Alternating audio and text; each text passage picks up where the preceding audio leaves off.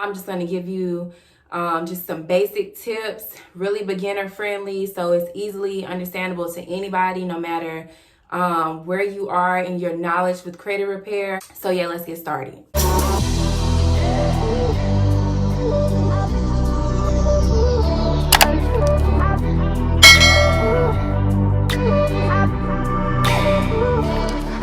So the first thing you want to do is name your business. And a tip that I've learned from a credit repair training that I saw was to avoid names with the word credit or credit repair. Credit repair is already labeled a high risk business.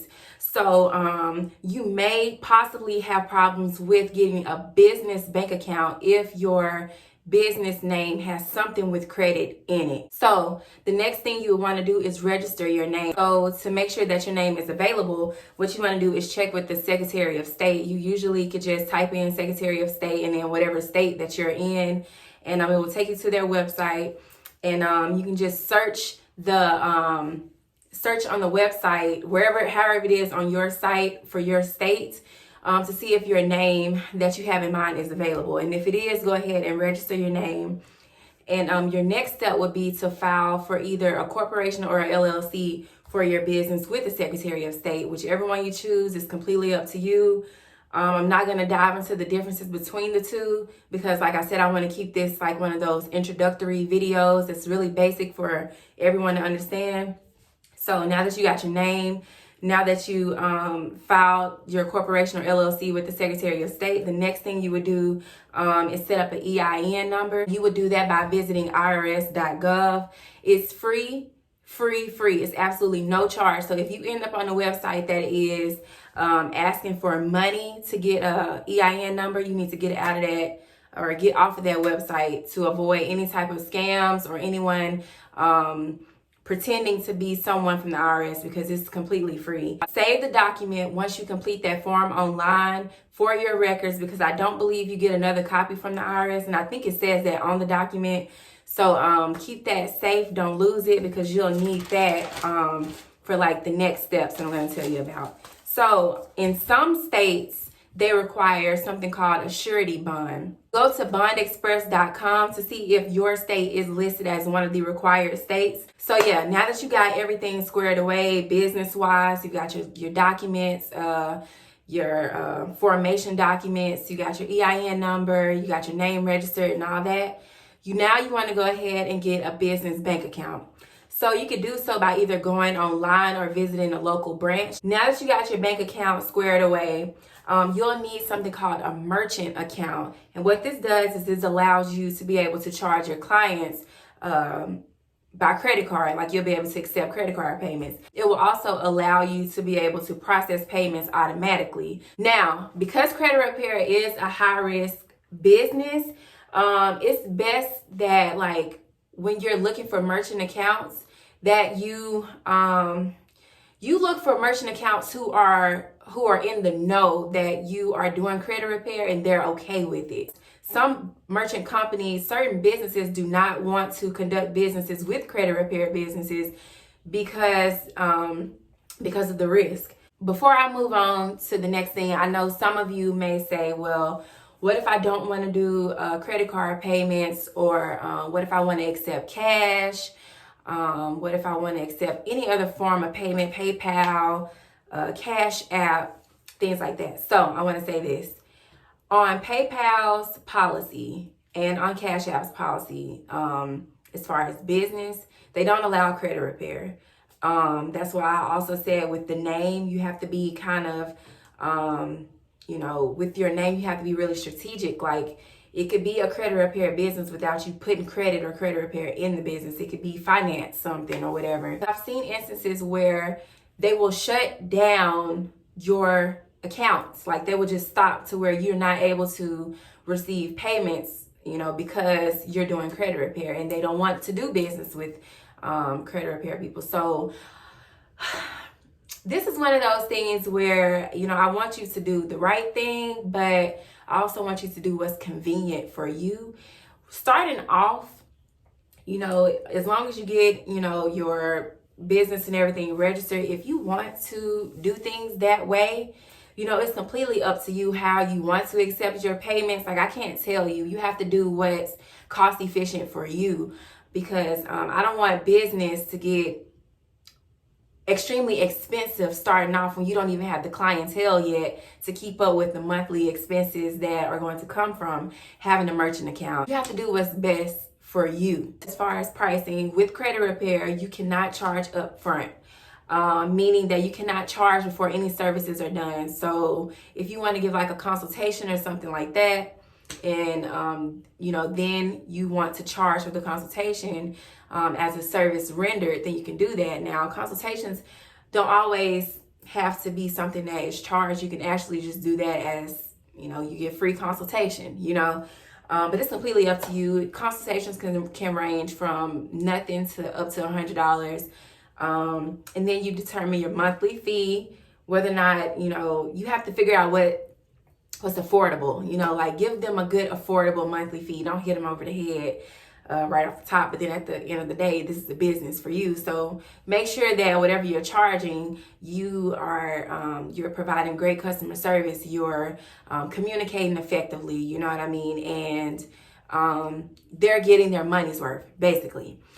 So monthly fees typically range from $99 to $200, but again, that also depends on you and how you decide to operate your business. So when it comes to setting up a monthly fee, I would say, how much are you looking to make per month? Like, determine that from a business standpoint. What would be a good cushion that will come in each month, like additional money outside of everything else that's going on in your life?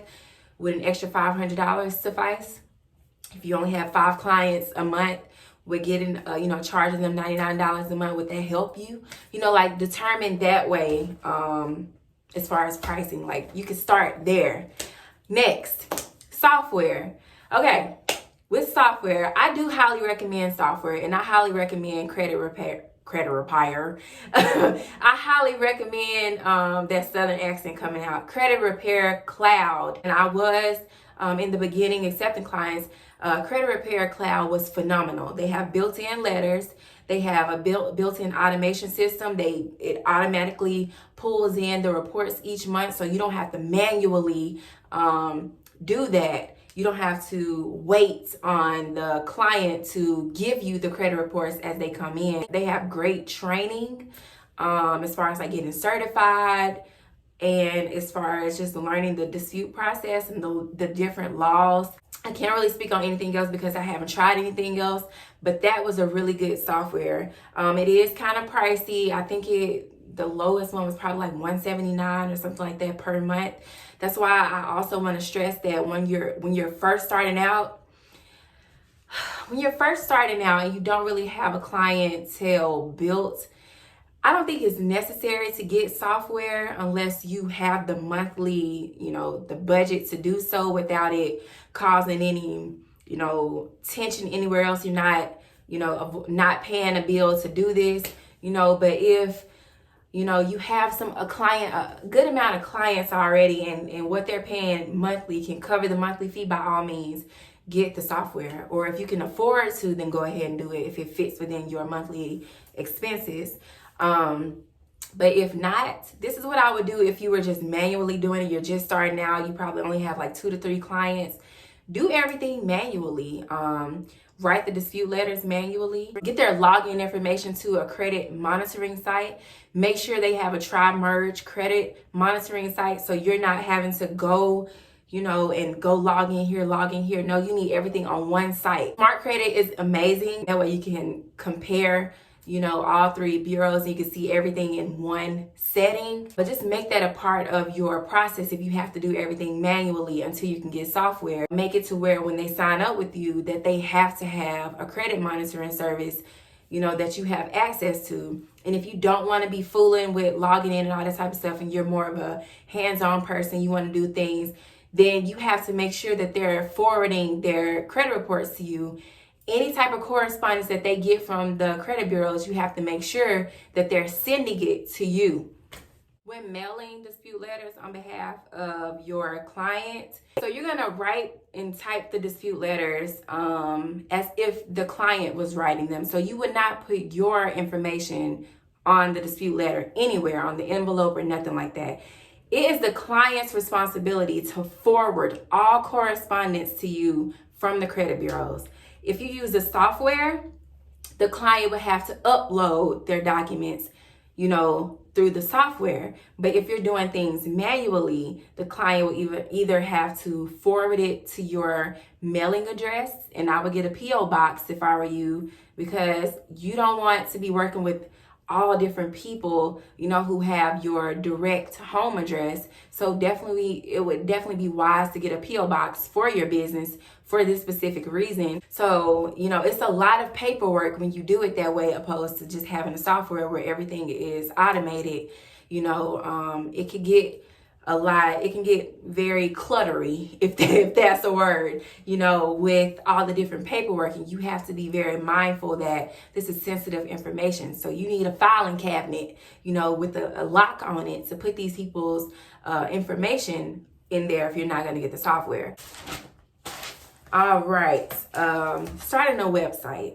When you're first starting out, a website isn't needed. It's all about your preference. There are a lot of websites that you can create like free websites, like Wix. You can do certain things for free on there. I love Wix. I use Wix personally for my site, and it was really easy to create my own site without having to hire someone. But when you're first starting out, I wouldn't worry about a website. That's just another expense, but don't concern yourself with it unless you're like a tech, I ain't gonna call you a tech geek, but if you're like a tech savvy person, and something like that would be fun for you to do, then you're creative, then go ahead and create your website. Other than that, you don't need it. Get you a social media account, create a Facebook group for your business, or a Facebook page for your business, an Instagram page for your business, or whatever, a place that someone can go to see what you offer, how they can get in contact with you, see your success rates and things like that you're having as far as deletions, just a place where people can come to get your services and contact you until you're able to get a website. And that's that on websites. As far as getting clients, when you're first starting out, it's all about word of mouth. And it remains word of mouth. It's like the biggest way of getting clients throughout your journey with your business. Posting your deletions on your social media site, whether you're working on your own credit, family members' credit, friends, whoever, post deletions here and there. You don't have to flood your social media page with credit repair, but every now and then just, post. Or that's why I said create a social media account strictly for your business where all of your, posts can go there. And then people have a place to go. That's not really, whatever you post on your personal page doesn't tie in or have an effect on what people feel about working with you business-wise on your business page, if that makes sense. So keep the two separate. But the more you post your successes with things, or even if you're taking a class for training to get certified, like post stuff like that so people will have you in mind the next time they think credit. Offer to do friends and family's credit for free. Now don't do everybody, but offer to do a few people's credit for free. This way that you can learn, get some people that well, you trust, they trust you, just in case they don't get their desired results right off. They're not going to be bad-mouthing you like a stranger would, someone who has no connection to you or relation with you whatsoever. But yeah, like those are simple ways that you can get clients. Now, when you get on down the line, there will be marketing tips that you can use, advertising with social media, and things like that on down the line. But for right now, just focus on working on your own credit, friends and family, offering services for free, and posting deletions and things like that on social media. Knowing the laws of credit repair. Now, I'm not about to tell you every law, but I'm going to tell you the ones that you need to familiarize yourself with. So you have CROA, the FCRA, FACTA, FDCPA, which is the Fair Debt Collection Practices Act, and the Fair Credit Billing Act, which is FCBA. It's a lot of laws out there that you need to familiarize yourself with, but that's going to tie in with training and why it's important to be educated on this before you go out trying to get people to let you work on their credit. I do highly recommend educating yourself in this industry. There's always things changing. So I do highly recommend getting certified. There are a couple sites. There are 2 sites that I want to give you that I highly recommend. The first is cca.org. It's ccasite.org. And then there's Credit Repair Cloud. They have American Credit Repair Academy. Getting certified is not a requirement for credit repair, but I feel like it makes you look more trustworthy. I don't know, it just appeals to people more when you take an additional step to get educated on something. And why wouldn't you want to anyway? Because credit repair is always changing. There are always new changes like this. It'll be something new this year pertaining to FICO. So there are so many different things that change constantly within the credit repair industry that you need to just keep yourself, in the know. So get educated in your spare time, watch videos, read credit repair books, attend credit repair Zoom webinars and things like that. It's definitely worth it to get educated. There are just certain things that you need to know regarding the laws anyway, because when you're drafting up your contracts to accept clients, if you're doing everything manually, then you need to know that there are certain things that you need to have in a credit repair application before you even accept the client. They need to know certain things. They need to know that they can cancel. They need to know when they can cancel. They need to have copies of this letter.